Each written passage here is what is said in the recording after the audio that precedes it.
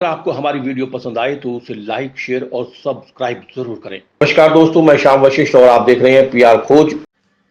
विमान हादसे के मृतकों को 2 मिनट का मौन रखकर दी भावभीनी श्रद्धांजलि।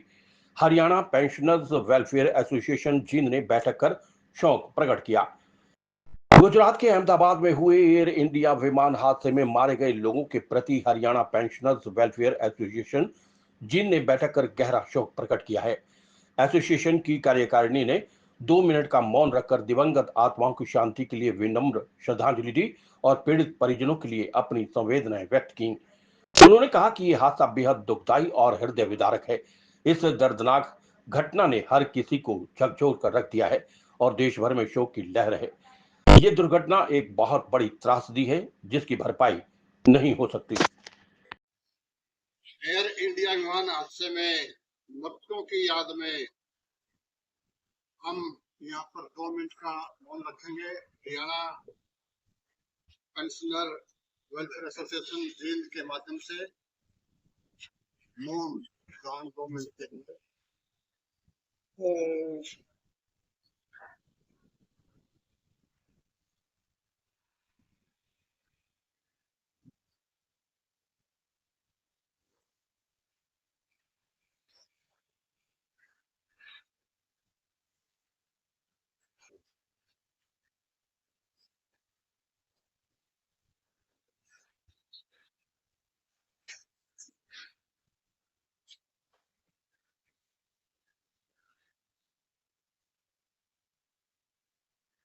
ओम शांति। आज हरियाणा पेंशनर वेलफेयर एसोसिएशन जिला जींद की कार्यकारिणी की एक विशेष बैठक हुई, जिसकी अध्यक्षता एसोसिएशन के प्रधान श्री ब्रजभूषण गोयल जी ने की। इस बैठक के माध्यम से गुजरात के अहमदाबाद में हुए एयर इंडिया विमान हादसे में मृतकों के प्रति एसोसिएशन द्वारा गहरा दुख व्यक्त किया गया और 2 मिनट का मौन रखकर दिवंगत आत्माओं को श्रद्धांजलि दी गई। एसोसिएशन द्वारा शोक संतप्त परिजनों के प्रति गहरी संवेदना व्यक्त की गई और परम पिता परमात्मा से प्रार्थना की गई कि दिवंगत आत्माओं को अपने श्री चरणों में स्थान दे और पीड़ित परिजनों को दुख सहन करने की शक्ति दे। यह हादसा बेहद दुखद व दिल को हिला देने वाला है। इस हादसे में मारे गए 265 मिल चुके हैं, जिनमें से 242 लोग विमान में सवार थे। केवल सांसारिक रूप से एकमात्र व्यक्ति जिसका नाम रमेश विश्वास कुमार है, वो भी जिंदा बच गया पाया। बाकी सभी 240 ऐसे में ही काल में ग्रस्त हो गए, समा गए। यह एक बहुत बड़ी त्रासदी है। एसोसिएशन सरकार से आग्रह करती है कि राहत के किया जाए ताकि घायलों को अति शीघ्र स्वास्थ्य लाभ मिल सके।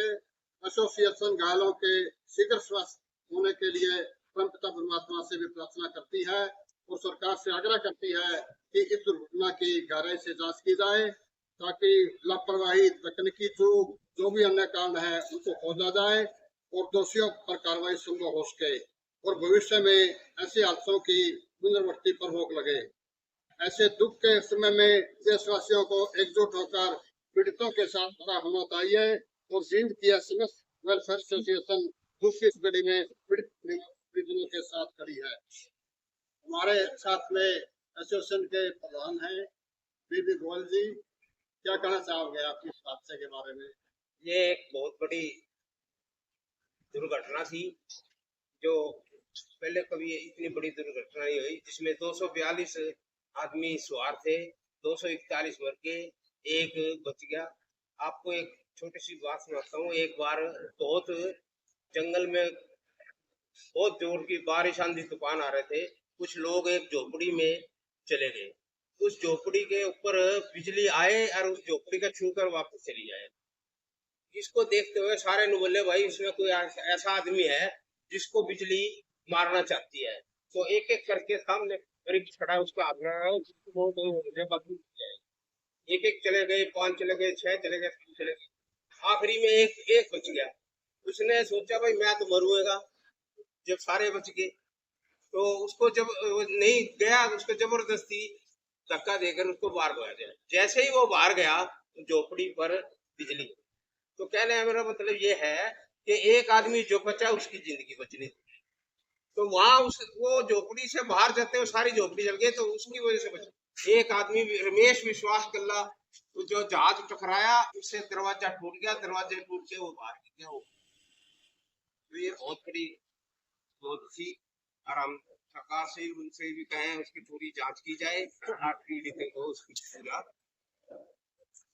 PR खोज के लिए रणबीर रोहिला के साथ श्याम वशिष्ठ।